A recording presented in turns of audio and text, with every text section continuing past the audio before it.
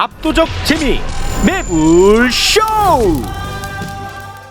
자, 시간이 많이 지난 관계로 제목 수준에서 약식으로 진행하도록 하겠습니다. 자, 지금 바로 출발하지요.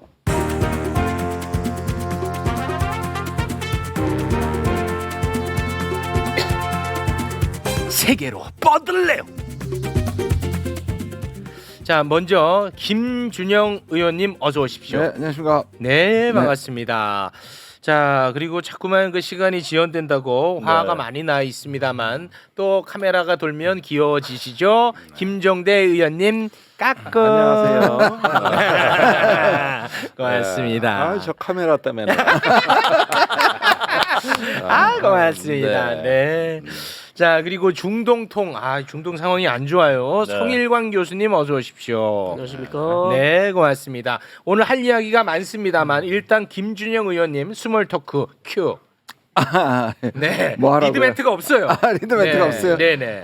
오늘 제가 약칭 런종섭 방지법을 발의하고 왔습니다. 뭐죠? 그래요? 방지법이 뭐죠? 예, 이 런종섭. 응. 그러니까 이게 뭐냐면 외무 공무원법인데요. 그러니까 지금 세 가지가 잘못됐어요. 첫 번째, 피의자 세계 최초입니다.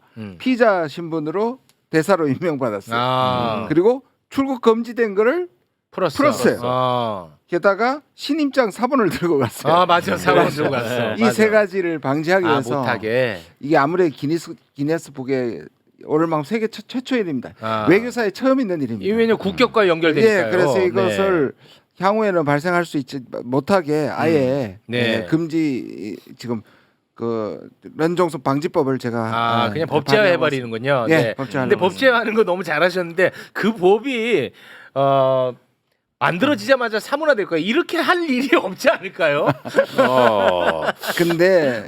근데 저는 뭐 향후에도 얼마든지 있을 수도 있고 그다음에 우리가 이거를 한다는 걸 전 세계에 조금 추락된 실추된 명예를 좀 회복할 수 있지 않을까 하는 상징성도 있다고 생각합니다. 네, 알겠습니다. 자, 그리고 조금 전에 이야기를 했었는데요. 북한군이 DMZ 넘어왔고 우리가 총 쏴서 내보냈고 그런데 그 북한군들이 뭐 지뢰 심고 갔어요? 예, 뭐 지뢰, 공사, 요즘 뭐 방벽 설치, 큰일이네. 이런 것들이 많은데 아니 이걸 자꾸 경고 사격을 해서 쫓아냈다 그러는데 제 기억으로는 영농 파종기에 한참 때는 하루에 총 5천 명까지 넘어온 것도 내가 알고 있습니다. 그러니까 북한군이요? 주로 농사지러. 농사지러. 그 파종기에 흔히 있는 일이고 그다음에 군사분계선이 표식이 낡아가지고 어디가 어딘지를 잘 모르고 숲이 우겨져가지고 모른단 말이에요. 그래 수없이 지형까지 변했을 거 아니에요. 70년이면 이러다 보면은 전방에는 묵개처럼 저게 위협이냐 아니냐는 충분히 식별할 수 있기 때문에 굳이 경고 사격까지 한다든가 이런 부분들은 최근에 나타난 현상이지 넘어온 거는 새로운 일이 아니다. 근데 너무 웃긴 거는 총을 쏴놓고 또 군 스스로가 이거는 침범 의도가 없었다고 얘기해요. 아마 거기 경계선을 몰라서 넘어왔을 걸 하면서 총을 쏴요. 그럼 안 너무 되지. 이상하잖아요. 그러니까 이미 인지하고 있는데 총을 왜 쏴요? 그러니까 여기에서 이래 보면은 처음에 경고 사격할 때는 이미 사전에 강하게 좀 북한을 압박하라는 어떤 강력한 지침이 있다가 막상 처리하고 발표할 때 되니까 또 별거 아닌 걸로 바꾸는. 그러니까 이게 앞뒤가 안 맞아. 그게 용산에 이제 휴지 풍선이 왔을 때하고 똑같은 거예요. 풍선 갖고 난리 났어요. 확성기 방송한다고. 그러다 용산을 뚫으니까 또 아무 일도 아니라. 그러니까 이런 패턴이 계속 반복되는 거예요. 그러니까 북한의 어떠한 행위가 도발로 활용될 때는 아주 그거를 도발을 크게 극대화시키고 이게 도발이면 정권이 조금 불편하다 싶으면 그걸 축소시키고 또 아무 일도 아니라 그 사이에 그렇게 하면 안 되지. 그런 패턴이 또 있어요. 지난주에 6월 9일 날 갑자기 새벽 1시쯤 정군에 전화를 해가지고 비상대기를 명령을 내렸잖아요. 그렇습니다. 제가 다 확인해 봤는데요. 비상대기만 명령해놓고 그날 해군, 해병대, 그다음에 육군 훈련을 한 곳이 아무도 없습니다. 아무 프로그램 없이 그대로 대기했고요. 그 다음날 어디 갔습니까? 대통령은 중앙아시아 갔잖아요. 근데 이게 휴일날 정상근무 비상대기한 게 2010년 15년 동안 처음 있는 일입니다. 그런 위기 상황에서 중앙아시아를 그냥 가셨어요. 그러니까 똑같은 태페 패턴이잖아요. 그렇죠. 그러니까 즉시 끝까지 강하게 뭐 직강 끝 응징한다고 했지만 막상 벌어지고 나면 그럴 일이 아니니까 또 서둘러서 이제 뭉개버리는. 이게 전에 드론이 넘어왔을 때 재작년 12월에도 뚫렸잖아요. 그때 뭐 난리가 났잖아요. 네. 난리가 나고 막 우리 비행기가 막 추락하고 난리가 났는데 나중에 용산이 뚫린 게 확인되니까 그건 스치고 간 거야. 진짜 말이 안 되네. 이게 뭐가 문제가 되냐면 책임 단위가 달라질 때 그래요. 용산이 뚫리면 경호처장부터 다 모가지예요. 옛날 같으면 48시간 이내 파이어입니다. 다 모가지예요. 그렇게 되는 순간 별거 아닌 책임 걸로. 단위가 달라지는 순간 별거 아니다. 그러니까 사소한 건 밑에다간 책임을 묻고 야, 씨. 중요한 건 이것도 위에가 책임을 최혜병하고 하자는 똑같네. 거죠. 그럼 최혜병하고 최혜병권이랑. 똑같은 패턴이잖아. 같은 거죠. 네. 공은 나에게 책임은 부하에게. 와. 예, 이런 게 벌써 한두 번이 아니야. 맞네. 와, 진짜 그러니까 최혜병권이랑 나쁜 똑같네. 버릇이냐. 진짜 나쁜 아주 짓이죠. 나쁜 버릇이에요. 아, 진짜. 나는 대통령 경호처장이 여태 뚫린 거대로 하고 뭐 용산 이전 때 문제라면은 네. 진짜 저 10번은 목이 날라갔을 사람이야. 도청도요. 10번은. 도청도. 도청에다가 그거 맞아. 누가 책임만 누가 책임 실탄 받았어요? 분실 사건에다가 실탄 맞네. 그거 찾았어요, 실탄? 못 찾았어요. 못 찾았어요? 6발. 견말 오버 수의 계약 사건에다가 아우 보면은 다른 정권에 같으면 경호실장 지금 10번은 바뀌었어요. 한 번도 경고 문책 안 받은 사람이에요. 이번에 풍선이 그래 3개가 용산에 떨어지고 지나간 것까지 하면은 네. 숫자가 자꾸 불어나 몇 개인지도 몰라 지금 국민이. 그래요? 용산이 완전히 영공 개방돼 가지고 비행 금지 구역이. 그런데 그때 돌연 아무 일도 아닌 거예요. 와, 이러다가 와 경호실장 한 명 보호하려고 이런 거 경호처장 한 명 보호하려고. 대통령실이 오히려 네. 경복궁보다 더 들어가기 편해. 그러니까 드론에 사건도 뚫려, 없이. 풍선에 뚫려, 감청에 뚫려. 다 뚫렸어. 아니 이런 대통령실이 전 세계 어디 있습니까? 진짜 개방형이다, 개방형. 에이구. 아유, 난 참 보다 참. 알겠습니다. 청와대를 개방한 게 아니라 용산을 개방했어. 이 뭡니까 이거 지금? 맞네. 그러니까 웃을 어디가 일이 아닙니다. 개방된 어디가 거예요? 개방된 건지 모르겠어요. 둘 다 개방했어요. 청와대 이야기라도 해야지. 전 세계에서 예를 들어서 여기 들어와 있는 미국에 들어와 있는 대사관을 도청한 일은 가끔 있었지만 우리나라 안보의 톱인 NSC가 도청을 당하고 있고 그에 대한 아무런 대책이나 아무 얘기가 없어요. 지금까지 진상 규명도 안 해요. 예. 전 세계 중계 방송되고 있을 거예요. 아니 자기 그러니까 핸드폰 쓰시잖아요. 그러니까 그리고 국민들도 알고 있대 그 번호. 나는 모르는데. 아니 그거 밥이에요. 그래는 미국이 또 거꾸로 우리나라 통신기지국에 중국 화웨이 장비 들어와 있다고 저 용산 저 중국에 감청당한다고 또 압력 넣고 있다고. 아마 중국도 깜짝할 거예요. 지들이 그러니까 도대체 몇 개국이 뚫은 건지도 몰라요. 네. 이게. 그래서 자꾸 말을 바꾸나 도청당하니까. 치겠습니다. 답답하네요 진짜.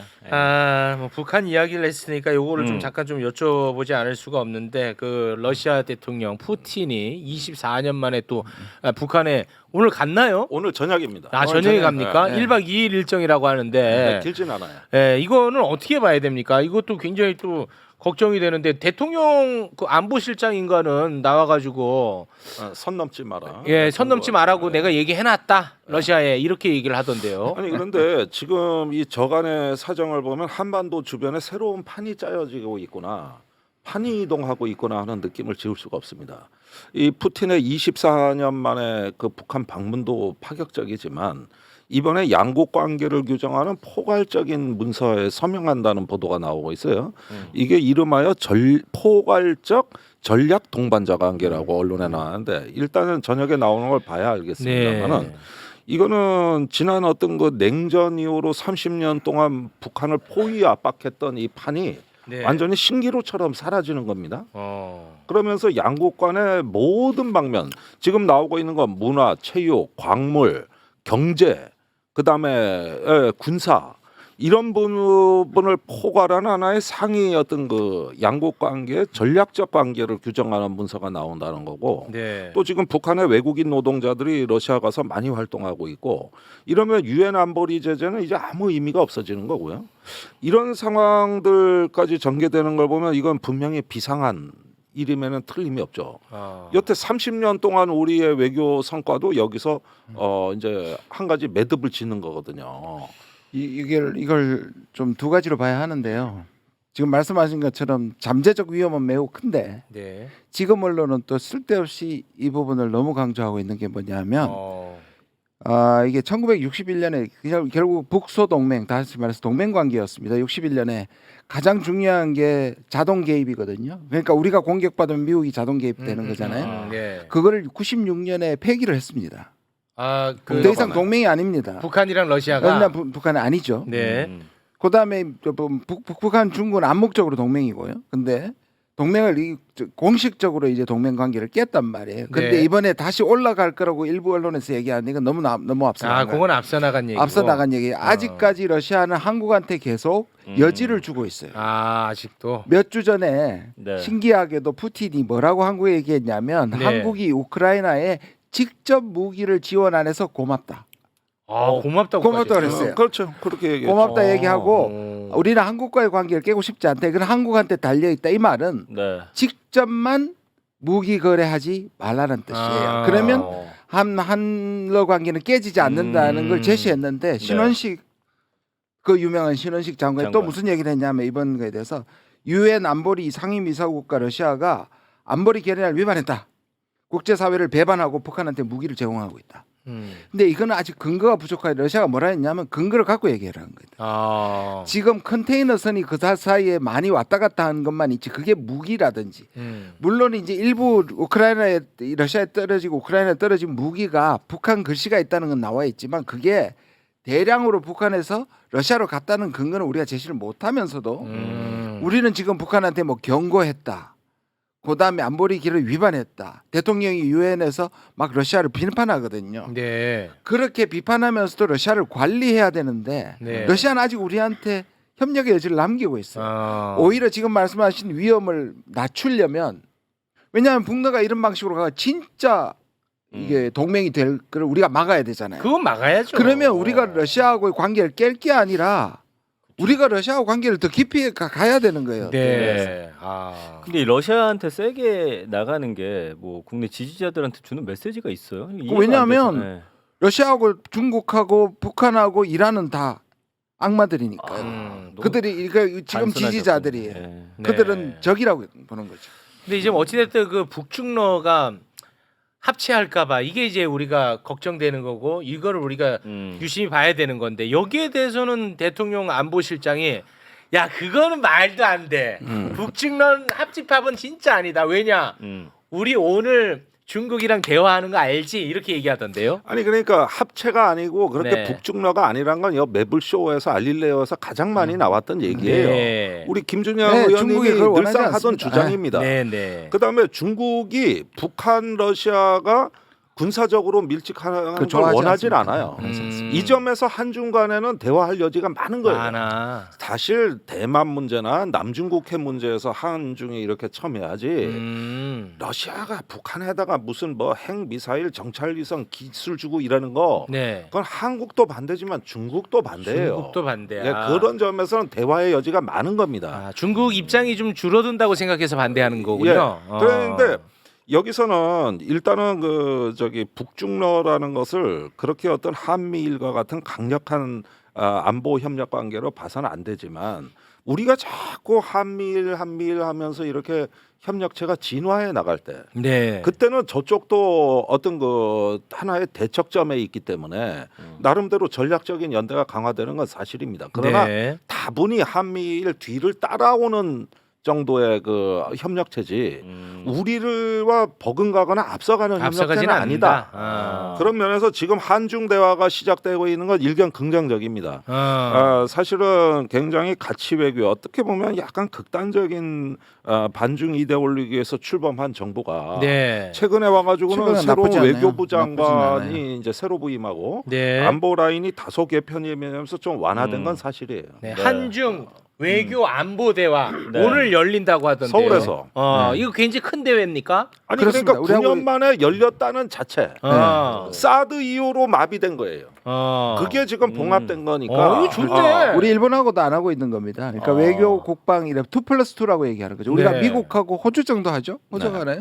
그 일본하고도 안 하고 있는 거라서 어. 의미가 있는데 문제는 좋네. 여기서도 결국 이제 대만 문제가 계속 요구를 할 거고요. 그러니까 완전히 해결된 건 아니지만 저는 나쁘지 않다고 생각하고 아까 말씀하신 것처럼 원인 변수가 한미일이에요. 원인 변수가 북중러가 아니에요. 이거를 보수 신문에서 왜곡합니다. 네네. 이거 정확하게 팩트를 봐야 되는 건데 네. 한미일이 가까워질수록 북중러가 거기에 반응하는 것이지. 거지. 특히 중국은 북중러를 모이는 걸 극도로 싫어하는 거예요. 사실 지난번에 푸틴이 시진핑을 방문했을 때 바로 북한으로 갈 수도 있었는데 거기에는 중국이 싫다 했어요. 이게 마치 푸틴이 중국을 들러서 북한 가는 게 연결고리처럼 느껴지기 때문에 다시 갔다가 오는 거거든요. 이게 그거를 중국이 반대했군요. 중국이 반대합니다. 왜냐하면 그게 미국한테 빌미를 줍니다. 미국이 야 너네 이렇게 했다 이거지. 알았어. 그러니까 우리 이렇게 한미일 할까 할 봐. 수밖에 없다고. 그걸 극도로 경계하고 있어요. 우린 그걸 역이용할 필요가 있어요. 그런데 이제 우리가 드디어 그 분수령에 전 왔다고 봐요. 네. 윤석열 정부가 2년을 하고 싶은 대로 했어요. 그러나 지금이 문제예요. 네. 미국에선 계속 독촉장이 날라와요. 대만 문제 빨리 입장 내놔라. 네. 한미일이 행동을 통일해서 네. 대만 해협 사태에 엄청 압박이 대처하자. 커지고 있습니다. 이 독촉장이 작년부터 계속 와요. 지금도 계속. 원래 한미일 협력의 출발점이 이거였어. 북한이 아니요. 대만. 이거였다고 이거. 남중국해하고 대만.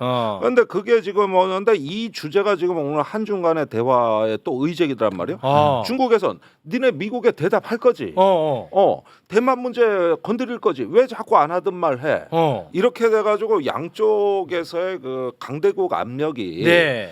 지금이 제일 양쪽에서 한반도로 모이고 있는 시점이라 이겁니다. 와 중요하네. 네. 이때는 대만이 어디죠? 이걸로 가야 돼. 그렇지. 이걸로. 대만이 어딘데 이렇게 난리죠? 어서 봤는데. 이렇게 갑니다 우리는. 그것도 괜찮죠. 그리고 그 대만이 같은 뭐 만두 잘 만드나 뭐. 그것도 또 러시아 사이에도 또 있어요. 그게 뭐냐면 지금 미국이 우크라이나의 한국의 역할을 계속 끌어올리려고 하고 있어요. 미국 자꾸 우리한테. 그래 그러시죠. 우리가 무기를 직접적으로 그래서 사실 푸틴이 그 얘기를 예방적 차원에서 했다고도 보는 거예요. 제가 지금 유럽의 대사들을 만나고 유럽의 국회의원들을 만나는데 하나같이 네. 뭐라냐 한국이 이럴 수 있느냐. 한국이 우크라이나를 위해서 훨씬 더 많이 기여해야 되는 거 아니냐. 심지어 파병이나 그다음에 무기를 직접 공급하는 것까지 압박을 유럽 정도도 하고 있고 미국도 지금 한국 정부에 하고 있어요. 똑같은 압박을 지금 작년부터 계속. 네, 그러는 순간 한국은 러시아하고도 끝입니다. 작년 4월에 왜 미국에 국빈 방문할 때 그래서 선물로 준 게 포탄 50만 발이었습니다. 그때. 근데 그 이후로는 안 줬다 이 얘기예요 지금. 그럼 그때는 안 줘야죠. 당연히 안 계속 줘야죠. 그 우크라이나 좀 지원해라고 하면은 우리 세수 결손 쓱 내밀면서 아유 이것 좀 보세요. 내 지지율 21%요. 그러니까 하면 되잖아. 예. 네. 남은 포탄 뭐 다 쓸어 담아 가지고 뭐 지지율하고 맞바꿔 먹을 판인데 그러면 그거 어떻게 줍니까? 알겠습니다. 네. 자 시간이 없어서 중동 가야 됩니다. 아니. 챙겨 드릴 거예요. 잠깐만. 이스라엘 언론에서도 보도한 게 우리 한국이 미국이 이스라엘이 비축한 어떤 포탄 이걸 우리가 좀 채워줬다는 그런 보도가 나기도 했었어요. 사실. 우크라이나 그래서 그쪽에서 아마 우크라이나로 줬을 것이고 그러니까 이스라엘에 비축해놓은 포탄이 없으니까 우리가 거기를 좀 이스라엘은? 이걸 조금 설명하면 이렇습니다. 우리가 미국한테 수출을 합니다. 그러면 미국이 보통은 이 무기는 제3자로 안 넘기는 게 불문율이잖아요. 그렇죠. 그런데 넘겼단 말이에요. 그러면 아무도 제기하지 않으면 아무런 문제가 없습니다. 무슨 말씀이냐 하면 우리가 제기해야 됩니다. 왜 미국한테 줬는데 미국 당시 넘겨서 미국한테 따져야 되는 문제인데 우리가 안 따지면 문제가 안 되는 겁니다. 이거는 계약상에는 그렇게 돼 있어도 계약 위반을 우리가 걸어야 되는데 이 정부가 안 거는 거예요. 제가 보기엔 미국에서 넘기는 거라고 봅니다. 그럼 만약에 우리 것이 미국에 갔다가 미국에서 우크라이나 갑니다. 네. 그럼 러시아가 야 한국 이 새끼들 그거 자꾸 그렇게 하지 말라고 했는데 왜 해? 그렇죠. 그러면 지금까지 어떻게 그런 돼요? 입장이었죠. 그렇죠. 그런데 우리는 그거를 미국이 넘긴 거지 우리가 넘긴 게 아니라고 보는 거죠. 야 그 미국이 한 걸 내가 어떡하냐 이놈아. 이렇게 하면 되는군요. 그러면 러시아에서 아니 왜냐하면 계속 옮기다가 우리 적국한테도 넘어갈 수 있잖아요. 그래서 무기를 판매할 때 불문율이 3자로 넘기면 안 되는 안 거예요. 돼. 아니, 그런데 최근에 우크라이나 전황이 러시아 쪽에 완전히 유리하게 기울었기 가고 있어요. 때문에. 아 러시아. 쪽. 그러니까 러시아가 이게 큰 위협이 안 되고 러시아가 지금 포병의 생산 능력이 회복이 돼 있는 상태입니다. 네. 그러니까 큰 문제가 안 되는 거예요. 네. 만약에 이게 전황이 우크라이나에게 유리하게 기울고 네. 거기 한국 무기 역할 한번 평가해 보자 이런 문제 달라지는 거지. 그때 가서는요. 알겠습니다. 자 시간이 없는 관계로 중동은 짧게 가겠습니다. 자 중동 상황 간단하게 상황만 전달해 주세요. 예, 중동 상황 두 가지로 제가 헤드라인 끌어가겠습니다. 전쟁의 양상이 바뀌었다. 어떻게요? 하마스의 전쟁에서 네타냐후의 전쟁으로 바뀌었다. 아 끝낼 수 있는 전쟁을 석 달 전부터 자기가 정치적 생존하기 위해서 네. 네타냐후의 전쟁으로 바꿨다. 아. 계속 끌고 가고 있다. 계속 끌고 제일 가고 우려했던 있다. 사람. 제일 우려했던 부분이고. 그렇죠. 그러니까 연정이 무너지지 않도록 구구파가 전쟁을 끝내면 연정을 무너지니까 연정이 무너지면 총선 가야 되고 총리직을 잃잖아요. 그렇죠. 그러니까 계속 전쟁을 끌고 간다. 아. 그러니까 하마스가 전쟁을 시작했고 그것을 나타냐후가 바통을 이어받아서 자기 전쟁으로 끌고 가고 있다. 그 다음에 두 번째 헤드라인은 가자 지구 전쟁이 이제 거의 다 마무리돼 가고요. 레바논하고의 전쟁이 나왔다. 레바논. 예, 이스라엘하고 헤즈볼라 간에 이제 무력 충돌이 더 격화됐고 최근에 헤즈볼라가 이스라엘 북부에 한 250발 정도 로켓을 쐈고요. 많이 쏜 거예요. 하루에 6-7발이었어요. 아, 헤즈볼라랑 계속 싸우고 있었어요. 계속 많이 쏜 석 달 넘게 아니죠. 8달 7달 싸우고 있었고 헤즈볼라 사망자가 350명이 넘었어요. 350명. 예, 와. 350명이 넘었고 그래서 문제는 이제 그 이란은 가만히 있어요? 이란은 아직까지는 가만히 있는데 오, 잘 참네. 만약에 전면전이 나면 이란은 분명히 헤즈볼라를 도와줄 거예요. 그러니까 전면전이 나면 도와줄 건데 미국이 지금 계속해서 이스라엘을 압박하고 있죠. 또 다시 레바논에서 전쟁을 시작하지 마라. 가자지구 전쟁이 끝나지도 않았는데 또 다시 다른 전선을 열지 마라고 하고 있는데 네. 문제는 헤즈볼라는 가자지구 전쟁이 안 끝나면 무력을 계속해서 무장 투쟁을 하겠다고 얘기를 하고 있어요. 그러니까 가자지구 전쟁이 끝나야 돼요. 그런데 안 끝나니까 헤즈볼라는 계속해서 이제 공격을 할 거죠. 네. 그러면 이제 문제는 헤즈볼라하고 이스라엘하고 전쟁이 그냥 둘 사이에 끝나면 문제가 없는데 네. 반드시 이란이 도와줄 거고 이란이 헤즈볼라를 도와주면 미국이 개입할 수밖에 미국은 없는 또 그때 또 들어와야 되는 개입할 거고. 수밖에 없는 상황으로 간단 말이죠. 네. 그러면 우리한테 경제적으로 타격이 클 굉장히 거고 큽니다. 전세계 이게 지역 전쟁으로 가는 거죠. 이게. 네. 그게 이제 가장 큰 문제다 이렇게 말씀드릴 수 있겠습니다. 그러니까 지금 제일 문제는 네타냐후네. 나타냐후를 빨리 끌어내려야 됩니다. 아 그렇습니까? 네. 아 그거 어, 동참하시는 많이 겁니까? 변하셨어요. 네. 많이 변한 게 아니고 많이 변한 거 아닙니다. 원래 그랬습니다. 원래 아, 그랬습니다. 예, 네, 이분은 중동 소식을 전한 거지. 뭐 네타냐후에 편향됐던 분이 아닙니다. 중동 평화를 원했던 분입니다. 그렇죠. 맞아요. 평화주의. 네. 평화를 위해서는 다 끌어내려야 됩니다. 다 끌어내릴 수 다 있고요. 끌어내려? 네, 네타냐후도 끌어내리고 네. 다른 분도 끌어내리고 네. 누구요? 그래서 있어요. 스모트리치 재무장관. 예. 여자가 문제예요. 그러니까 이 두 사람이 다 끌어내려. 갈란트 난 국방장관. 또 네. 여기야 우리나라에 두 누구 사람이에요. 얘기하는지. 여기야. 구파 두 사람. 아, 우리나라에 누가 얘기하는 줄 알고 제가 동감할 뻔했습니다. 자, 가만히 계세요. 그쪽으로 네. 간 게 아닌데 지금 국제 정세. 아니 약간 같은 생각한 거 아니에요, 아니에요? 아니에요. 국제 정세. 눈이 정직하지 않아. 이심전심입니다. 이심전심. 네, 이심전심. 그래서 나타냐후가 너무 지금 자기 정치적 생존을 위해서 전쟁을 끌고 가고 있기 때문에 이 전쟁이 안 끝나고 있어서 이게 지금 가장 큰 문제다. 네. 그래서 빨리 나타냐후를 끌어내리는 게 답이다. 그게 답이다. 아니 네. 그러니까 안 끌려 내려가기 위해서 전쟁을 더 지속시키고 있다. 그게 문제죠. 이게 문제야. 응답이에요. 네, 네, 이게 이게 이스라엘에서 작동하는 논리입니다. 네. 결국 어떻게 되느냐? 연립 정권을 유지하려고 하다 보니까 그 안에 극단적인 소수가 다수의 국민을 지배하는 정치 체제가 만들어진 거예요. 그게 두 명의 장관 스모트리치하고 갈란트 아니요. 예, 벤구리온, 벤그비르. 예. 거기까지 예. 이렇게 해가지고 그 사람들한테 포획된 거라고 총리 네타냐후가 네타냐후가 포획되면서 전쟁을 더 길게 아유. 이렇게 가는 그러니까 거죠. 극우 장관에 의해서 이스라엘이라는 국가가 납치됐다. 이렇게 아, 표현했습니다. 그렇게 네. 보시는군요. 네, 그래서 이스라엘이 제대로 된 방향으로 가지 못하고 있는 근데 상황. 전쟁 길어지면 이스라엘 국민들도 가만히 있지 않을 것 그 같아요. 계속해서 시위를 하고 있어요. 지금도 어저께도 강력한 시위가 있었습니다. 총리 공관 앞에서 심한 시위가 있었고 네. 시위가 계속 될 것으로 그렇게 지금 예상돼요. 바이든 뭐예요, 바이든?